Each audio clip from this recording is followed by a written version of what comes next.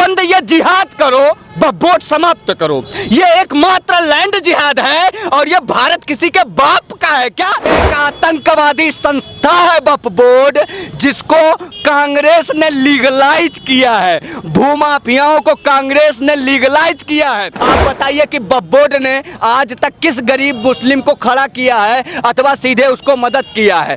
इतनी संपत्ति तो पाकिस्तान के पास भी नहीं है। वक्फ बोर्ड की जो जमीन है अपने मित्र अडानी को देने का काम है। इसके बाद गुरुद्वारे की जमीन देंगे, चर्च की जमीन देंगे, मंदिर की जमीन देंगे। इनको किसी धर्म से मतलब नहीं है। केजरीवाल की मौसी सोनिया गांधी का है क्या? अडानी के बाप का भी भारत नहीं है, ये भारत युवाओं का है। ये देश भारत है और ये हिंदुओं के बाप का है। नमस्कार, मेरा नाम है सिद्धार्थ सूर्यवंशी। स्वागत है आप सभी का नारद टीवी के विमर्श मंच पर। इस वक्त मेरी मौजूदगी है प्रभु श्री राम की धरती अयोध्या में और लगातार आप लोगों को ये बड़ा मुद्दा जो इंटरनेशनल मुद्दा और बना हुआ है इस समय, वो है वक्फ बोर्ड को लेकर के। उसी सब मुद्दों को लेकर हम बात करेंगे। हमारे साथ में अयोध्या के धर्मगुरु दिवाकराचार्य जी महाराज हैं। उनसे पहले हम अपने चैनल पर उनका स्वागत करेंगे। महाराज जी, सबसे पहले स्वागत है आपका। बहुत साधुवाद, अभिनंदन है आपका कि आप अयोध्या आए और वक्फ बोर्ड जैसे लैंड जिहाद पर आप बात कर रहे हैं। इसके लिए आपको शुभकामनाएं। सरकार से भी अपील है कि समय रहते वक्फ बोर्ड को समाप्त करें। जैसा कि वक्फ बोर्ड पे आप बात तो कर रहे हैं, लैंड जिहाद आपने बोला,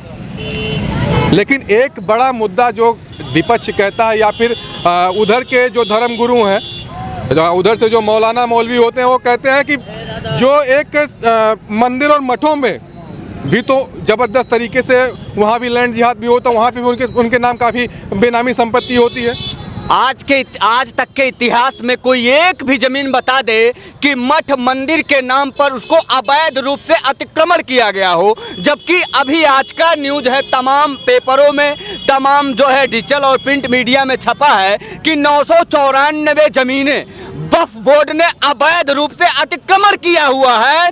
और बंद ये जिहाद करो, वक्फ बोर्ड समाप्त करो। ये एकमात्र लैंड जिहाद है और ये भारत किसी के बाप का है क्या?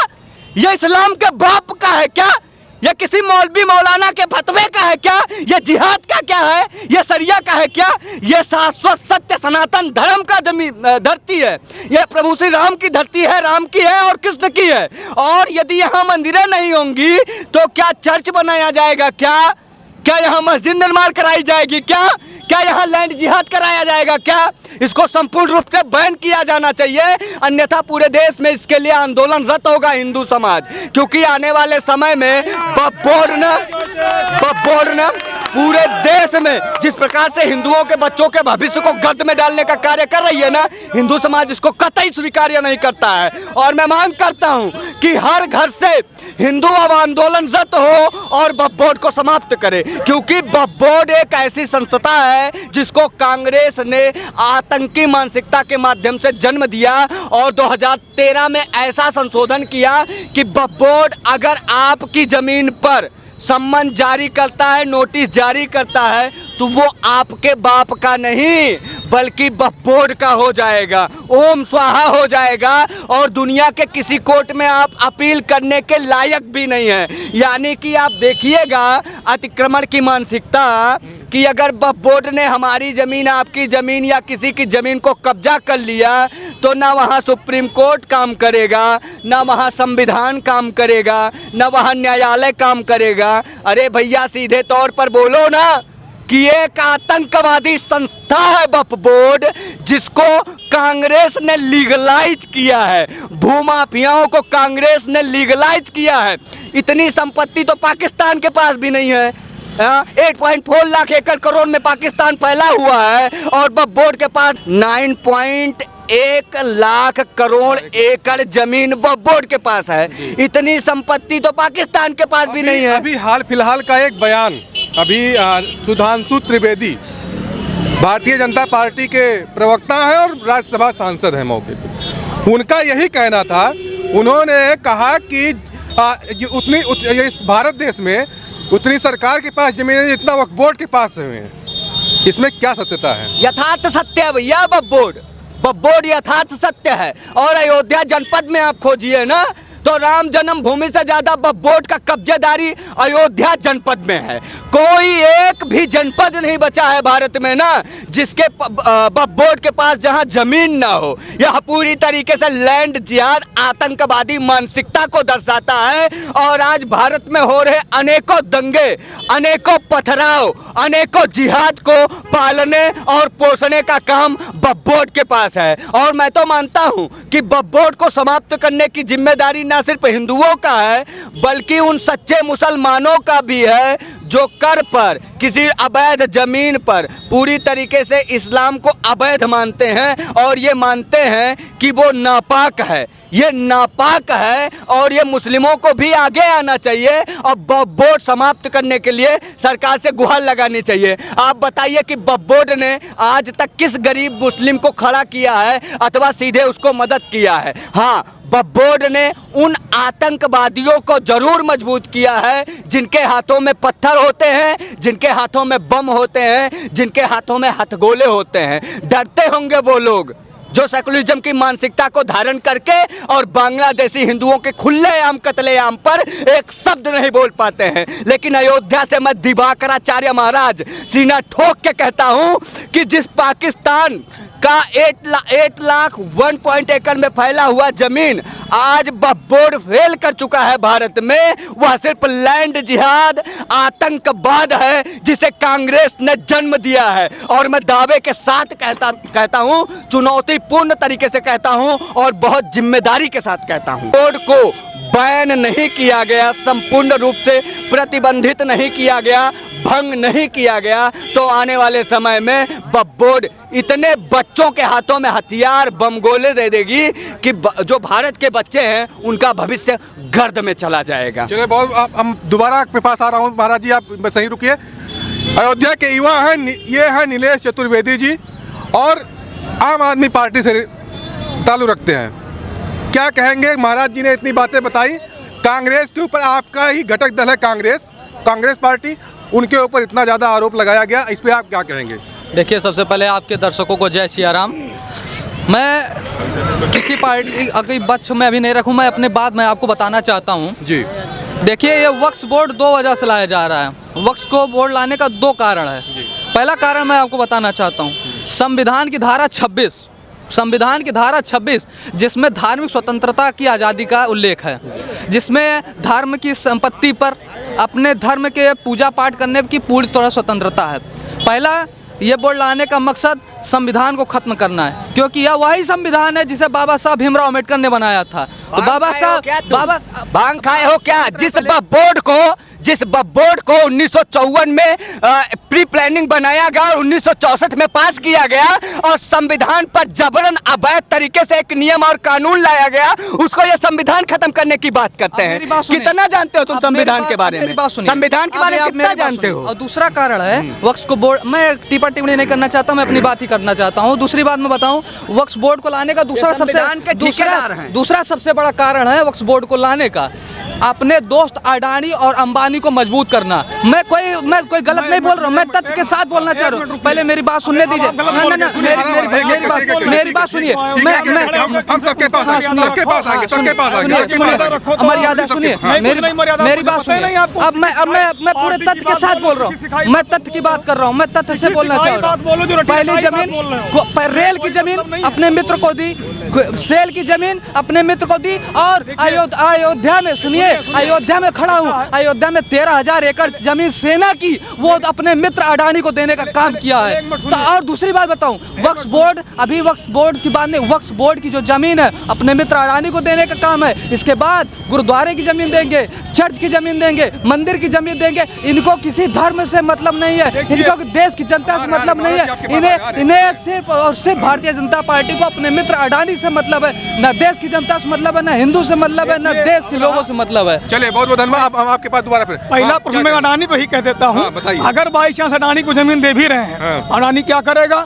हमारे देश के युवाओं को नौकरी रोजगार देगा, अपने घर में तो ले नहीं जाएगा। उसकी बातें खत्म कर दीजिए। यहाँ आपने जो बोला ये केवल पार्टी के बताए हुए जो नियमावली है उसी को रटाया गया, वही ये रट रहे हैं। लेकिन सच्चाई क्या है ये अपने भविष्य में खुद नहीं जान पा रहे हैं। ये बताइए कि जब भारत देश में संविधान बना सबको समान अधिकार दिया गया। वक्फ बोर्ड बनाने की आवश्यकता क्यों पड़ी, ये हम ये पूछना चाहते हैं। कांग्रेस ने वक्फ बोर्ड बनाया क्यों?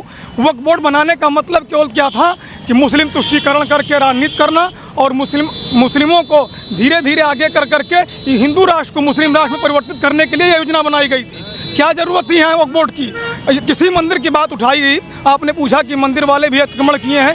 एक भी मंदिर में एक धुर जमीन मैं नहीं कहा हूँ, देखिए ये लगातार आरोप है, जो कहा होगा। अगर उसका डीएनए टेस्ट कराओगे, हो सकता है असली बाप का अपने बेटा ना हो, क्योंकि मंदिर का जितनी भी मंदिर की प्रॉपर्टी है किसी भक्त ने, किसी हिंदू ने हिंदू मंदिर को दान दिया, ना कि किसी मुस्लिम ने दिया, ना किसी और समाज ने दिया। बाप का है क्या? केजरीवाल के बाप का है क्या? केजरीवाल की मौसी सोनिया गांधी का है क्या? अडानी के बाप का भी भारत नहीं है, ये भारत युवाओं का है, देश का है, तिरंगे का है। और सुनिए, अब अगर अब युवाओं की बात करते हैं, अब युवाओं की बात करते हैं तो मैं बताता हूँ, प्राइवेटेशन में हम युवा होने नहीं देगा। अडानी के नाम पे आपने युवाओं को जो प्राइवेटेशन के नाम पे लाया। अब सुनिए, अब बात करते हैं यूपीएससी के बच्चे 4 दिन आंदोलन करते हैं, उसके बाद भाजपा के उप मुख्यमंत्री आते कहते मैं युवाओं के साथ हूँ। अरे सर बात है, तुम्हें भाजपा के उप मुख्यमंत्री युवा 4 दिन से आंदोलन में है और उनका लाठी डंडे खिला रहे हो, और उसके बाद क्या करते हो? जहां पे युवा आंदोलन करते हैं, अगल बगल की खाने की दुकानें बंद कर देते हो, भोजन न कर पाए, आप कहते हो युवाओं के साथ हो। देश किसी के बाप का नहीं है, ना अडानी का है, ना मोदी का है, ना किसी का है, ना मेरे बाप का है। देश सबका है, संविधान से चलेगा, किसी के बाप से नहीं चलेगा। जो संविधान से देश चलाएगा वही बाप करेगा। अब सुनो, ये देश भारत है और ये हिंदुओं के बाप का है। यहाँ लैंड जिहाद नहीं चलेगा और लैंड जिहाद माफियाओं को समर्थन करने वाले के ऊपर सिर्फ बाबा योगी आदित्यनाथ का बुलडोजर चलेगा। और रही बात आम आदमी पार्टी की ना, अस्तित्व क्या है?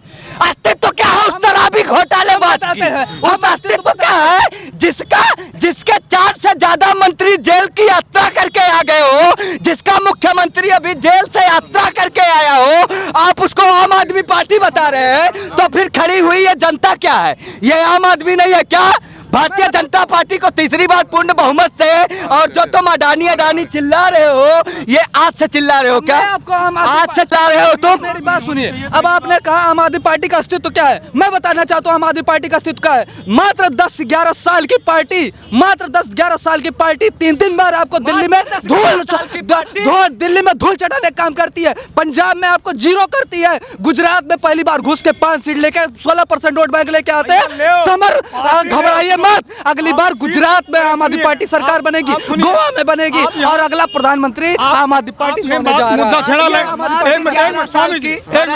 मात्र 11 साल की पार्टी आम आदमी पूरी की पूरी डेलीगेशन जेल जाकर आ चुकी है मंगल यात्रा करके, और ये कार्यकर्ता बने युवा घूम रहे हैं। ये भारत के भविष्य हैं, ये भारत के भविष्य शराब घोटाले का समर्थन करने वाले। अमित शाह जेल गए थे, अमित शाह जेल नहीं गए थे। आम आदमी पार्टी कार्यकर्ता भारत के जेल नहीं गए थे। भारत के भविष्य इनको बताओ। एक मिनट मेरे को एक चीज ये बताओ, वक्फ बोर्ड के बारे में तुम क्या जानते हो?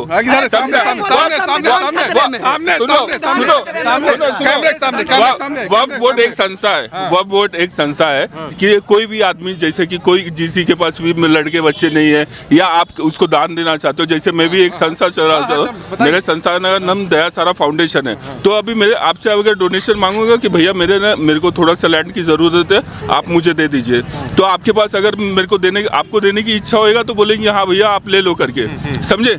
अभी वक्फ बोर्ड जो है इसी तरीके से है, लेकिन ये क्या कर रहे हैं मालूम है? आज के टाइम में क्या हो रहा है? आज के टाइम में यही हो रहा है कि वक्फ बोर्ड के नाम पे जैसे दान दिया जाता है तब दान ले सकते हो आप, ठीक है? और वक्फ बोर्ड अभी क्या है, जिस 2014 में से पहले जो सरकार थी उन्होंने ना उनको ये राइट्स दे दिया, आप किसी भी जमीन को अपना उसके ऊपर उंगली रखी हुई है तो वो चीज़ आपकी हो जाएगी, समझे? मैं एक हिंदू लड़का हूँ, ठीक है? कल के मेरे घर के आए प्रॉपर्टी पे उंगली रख करके बोल दिया, जैसे मेरे पास देखिए उंगली रख के बोल दिया कि ये प्रॉपर्टी जो है मेरी है, वक्फ बोर्ड की है। वो नोटिस लगा दिए, पेपर में नोटिस लगा दिए उन्होंने, मैं देख नहीं पाया और वो वक्फ बोर्ड की प्रॉपर्टी हो गई। और ये बात कर रहे हैं आम आदमी पार्टी के, ये कितने करोड़ के मालिक है मेरे को ये बताइए? होंगे 2-3 करोड़ 4 करोड़ इतने के होंगे ना?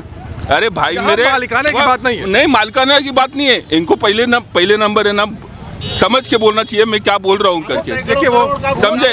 सैकड़ों करोड़ तीसरे नंबर पे है, तीसरे आर्मी रेलवे के बाद तीसरे नंबर पे वक्फ बोर्ड का प्रॉपर्टी आ रहा है। क्या सोच रहे हैं यार? आम आदमी को चूतिया बनाया जा रहा है, समझे। ये संविधान कर रहे, संविधान जो है अपनी जगह। बाबा साहेब भीमराव अंबेडकर ने संविधान में एक एक इंच एक जगह पे हम इनको, जैसा कि आपने एक बात कहा था संविधान का दुहाई, आप संविधान की, जैसे विपक्ष लगातार संविधान की दुहाई तो दे रहा है, लगातार 2024 के चुनाव के पहले से विपक्ष लगातार संविधान की दुहाई दे रहा है, संविधान खतरे में है, संविधान।